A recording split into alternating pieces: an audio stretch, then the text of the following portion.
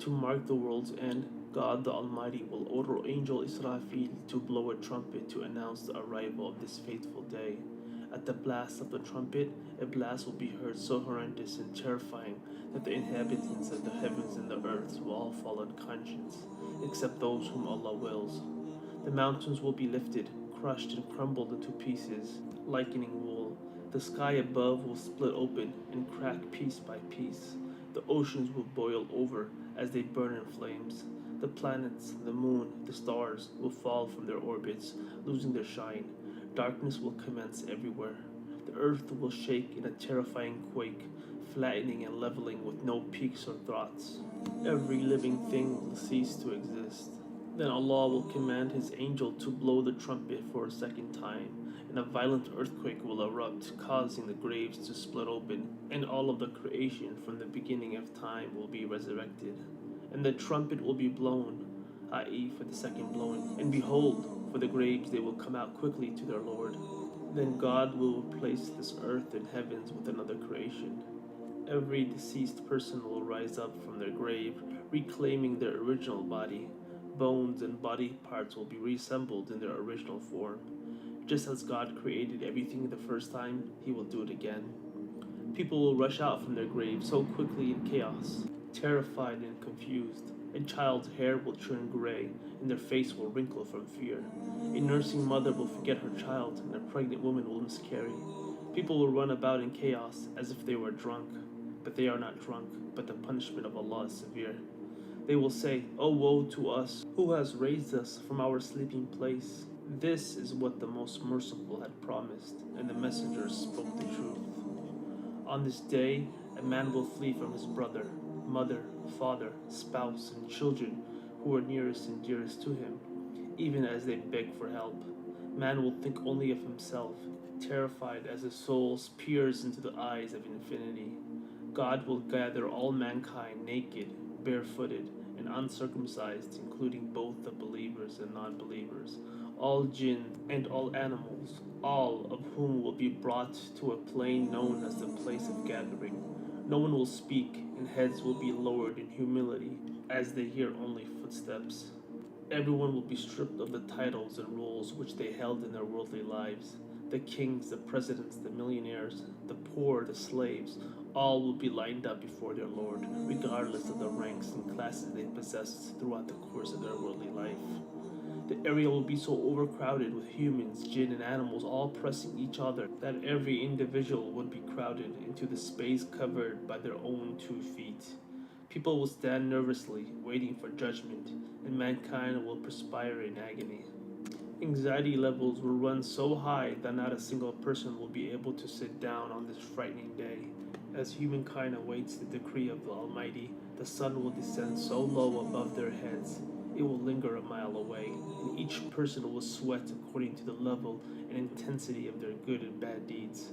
Some will sink to their own ankles in their own perspiration, while others would sink to their thighs and waist, and still others would drown in their own sweat, flowing up to their mouths. The only souls that will be shaded will be the 7 levels of righteous people who will be granted shade during this traumatic day, in which there will be no other shade but the shade of Allah's magnificent throne.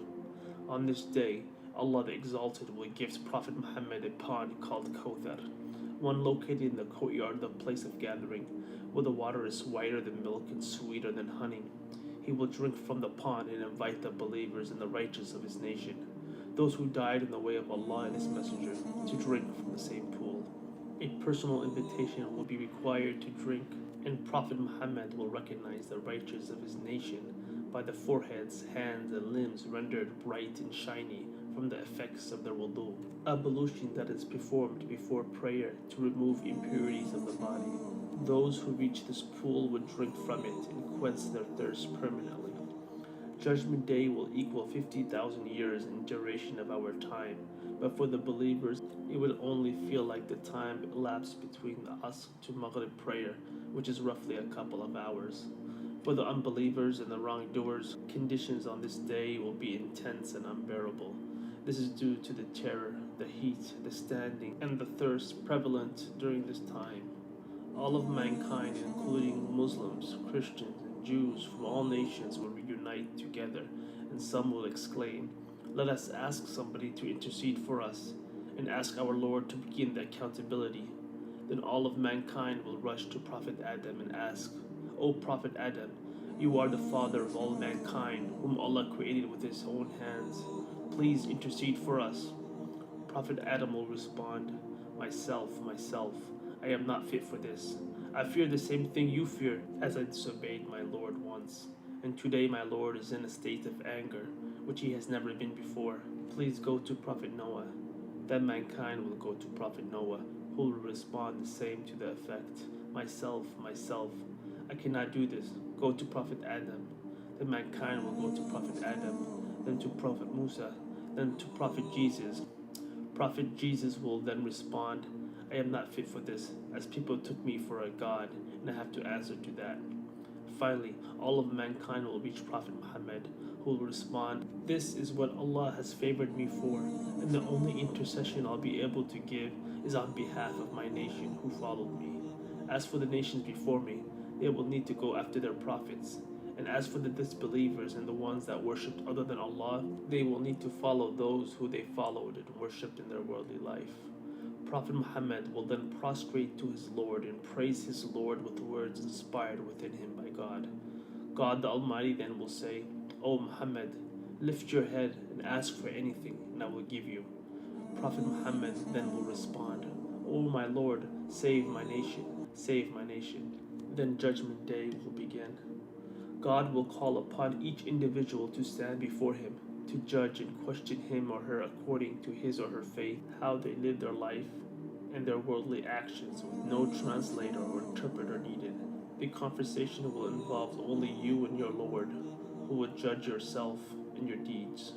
Each individual will be held accountable for every action they took, said, and intended, all of which were recorded in accurate records by our assigned angels. The first thing that will be questioned is whether each person performed their mandatory prayers.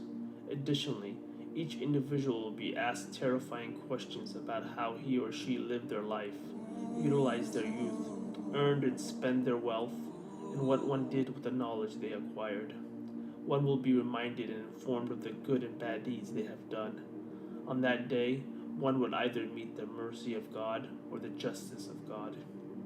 As the disbelievers will try to argue and lie their way out of their deserved punishment, God will seal their mouths, hands, feet, ears, skin, and body parts, with these body parts testifying against them as the surprise witnesses of their actions.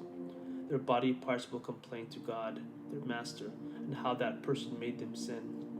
That day, we will seal over their mouths, and their hands will speak to us, and their feet will testify about what they used to earn. The disbelievers will ask their body parts why they bear witness against them, to which they will respond, "God, who gave speech to all things, has made us speak." Everyone shall be dealt with according to their deeds and actions. No injustice or transgression will occur on this day, not even for the disbeliever or the evilest of people. When the reckoning is complete, books of each individual's records and deeds will fly to each person.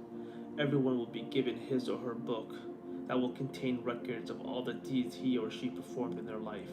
And then the record of their deeds shall be placed before them, and you will see the guilty full of fear for what it contains, and will say, "Woe to us, what a record this is. It leaves nothing big or small, but encompasses it." They will find their deeds confronting them. Your Lord wrongs no one. The believer will be given his book in his right hand as a sign of honor. The one who will receive his record in his right hand will undergo an untroubled audit. His sins will be overlooked, and he will return to his people rejoiced. As for him who is given his book in his right hand, he will say, "Here, take and read my book. Indeed, I was sure I would have to face my reckoning one day." So he will have a pleasant life in an elevated garden whose clusters of fruits will be within easy reach. He will be told, "Eat and drink pleasantly for what you did before in the days gone by."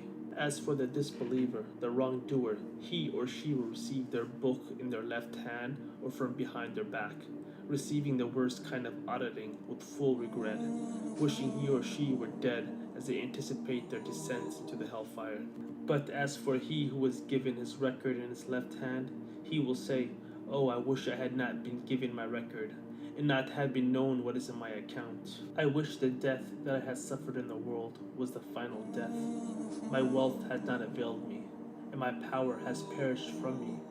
It will be ordered, seize him and shackle him, then into the hellfire drive him, then into a chain whose length is 70 cubits insert him. Indeed, he did not used to believe in God, the Most High, nor did he encourage the feeding of the poor. So there is none for him here this day any devoted friend, nor any food except from the discharge of wounds. None will eat it except the sinners. Then the scales intended for weighing people's deeds will be presented for view, a balancing scale which is real and accurate in its results. No deed, even of an atom's weight of importance, will be overlooked, whether it took the form of cursing, backbiting, stealing, or something that was done or said for the good of helping someone. A person's good deeds will be placed in one pan, and his evil deeds in the other. If his good deeds outweigh the evil, then with God's mercy, success and salvation will be rewarded for that individual. If one's evil deeds outweigh his good deeds, then he or she will be condemned to the hellfire for a severe punishment. Then Allah will destroy all lights, and pure darkness will fall everywhere, so dark that if one placed his hands in front of his face, he would not be able to see it. Paradise will lay on one side, and in order to reach it, one would have to cross a very narrow bridge. A bridge so narrow it would stand thinner than hair and sharper than a knife. Under the bridge it will burn the hellfire. People will need to pass this bridge with the aid of his or her light, which will be shining from their bodies in accordance with the belief and righteousness they presented in their lives. Some people will reflect very strong bright lights emanating from their bodies and will pass the bridge in a blink of an eye. Every act of worship accepted by God will be transformed into light on that day. Our Prophet stated, "Convey glad tidings to those who walk to the mosque in the darkness, for they will be given full light on the day of resurrection." Others will emanate only enough light to see one step ahead. Some will crawl, and some will fall into the hellfire. This slippery bridge has thrones and hooks that will snare people, and the soul will struggle and fight against the fall. The one that does not deserve to pass the bridge will fall, and those who successfully cross the bridge will approach paradise. The prophets will wait on the other side, praying to God to save their nations. Amongst the people will stand the hypocrites, who will ask the believers to share their lights, so they can pass over the bridge, and they will be told in response, "Get your own light." The final stage before the admission to paradise is what's known as the qantara, where one would have to make amends with the people they harmed or wronged in their life, those to whom they never made amends, or of whom they never asked forgiveness. If a person was wronged and did not receive justice from his abuser, he finally would see justice by benefiting from some of that person's good deeds, which would adjust the level of paradise they enter. On the day of judgment, the hellfire will be conjured by 70,000 angels, and every single person will ponder and reflect on the quality of his or her life. But of what purpose will this remembrance and recounting serve at that point? Those who fell into worship of false deities, those who denied the belief of God, and those who lived the wicked and evil life of sin will be condemned eternally to the hellfire. They will be led into the hellfire by the idols and false gods they followed and worshipped, to receive their everlasting torture, punishment, pain, and disgrace. The hellfire is a place of unimaginable and immense suffering, extreme blazing temperatures, and unquenchable thirst, a place prepared for the disbelievers. They will feel remorse and terror as they beg for safety and forgiveness, but it will be too late. Indeed, we have warned you of a near punishment on the day when a man will observe what his hands have put forth, and the disbeliever will say, "Oh, I wish I were dust." As for the sinful believers, they will be placed into the hellfire in accordance with their sins, but only to be cleansed from all their sins and eventually sent to paradise. As for the ones that believed and worshipped God alone and lived a righteous life, they will be rewarded generously and warmly welcomed to God's paradise. where they will live eternally in a garden of physical pleasures and spiritual delights, where every wish shall be granted. The people of paradise will reside in beautiful mansions where rivers will flow beneath them. They will know no disease, sickness, hardship, pain, sorrow, or animosity, as God will remove all ill feelings from people's hearts. A place of riches, servants, streams of wine that does not intoxicate, milk that never changes in flavor, honey of utmost purity, which is pleasant in color, taste, and smell, water which does not brackish, pleasant fragrances, and pure, gorgeous partners. Never will a person of paradise ever feel tiredness, exhaustion, boredom, nor will they ever taste death again. Additionally, the believers will be rewarded with the greatest bliss of all, which will be the honor of looking upon the holy and beautiful face of God. The unbelievers will be deprived of this vision. Say, the enjoyment of this world is little, and the hereafter is better for he who fears Allah. Faith in the last day, resurrection, and judgment day are fundamental beliefs that Muslims must hold in order to complete their faith. Everything that the Almighty creates and does has a purpose, including the creation of each of our lives. God states in the Quran, "Do you think that we have created you for no reason, and that to us you would not be returned?" God proves life after death in many ways, as stated in the Quran. Amongst his proofs is a moral and ethical argument. Certain evil people in this world would have gotten away with horrific crimes, and good people have lived difficult lives. If a person was wronged and did not see justice in his or her life, God will give him justice on that day. Without Judgment Day, unconvicted mass murderers would never be punished and life would be unfair. Everyone shall be judged and justice shall be served. God states in his book, "Do the evildoers think that we will make them like those who believed and done righteous deeds in their life and in their death? Bad indeed is their judgment." If God created mankind the first time, why wouldn't he be able to create mankind the second time? To recreate mankind the second time will be even easier. Mankind has already witnessed the Almighty's first creation, in which people were created from soil. The creation of the heavens and the earth is greater than the creation of mankind. He who is able to create a vast and complex world is certainly able to raise the dead. Amongst Allah's signs of life after death is the continuous resurrection of plants and vegetation. Every year we observe the phenomenon of dead land with no vegetation, with land having died in the winter only to return to life in the spring. God asks man to ponder over the situation of seeds placed on the earth. When water and earth surround the seeds, they logically should decompose, as opposed to opening and splitting into a root that grows out of the ground, producing magnificent life forms like trees and plants. These are all signs of Allah's power, infinite wisdom, and the capabilities of bringing about life after death. The Holy Quran has over 40 names of Judgment Day. Amongst its name is the Day of Standing, since everyone will be too nervous to sit. The Day of Accounting, the Day of Sorting Out, the Day of Eternity, the Day of Meeting, and the Hour. Judgment Day will be such a heavy, difficult day that every page of the Quran mentions Judgment Day, either directly or indirectly. The Quran contains many vivid descriptions of Judgment Day. It is a true blessing that one can acquire knowledge about Judgment Day and its severity now so that he or she can prepare themselves adequately for this great day. The possession of faith in life after death encourages one to righteous deeds, to fear God, to increase God consciousness, and to avoid wrongdoing. O you who have believed, protect yourselves and your families from the hellfire, whose fuel is people and stones.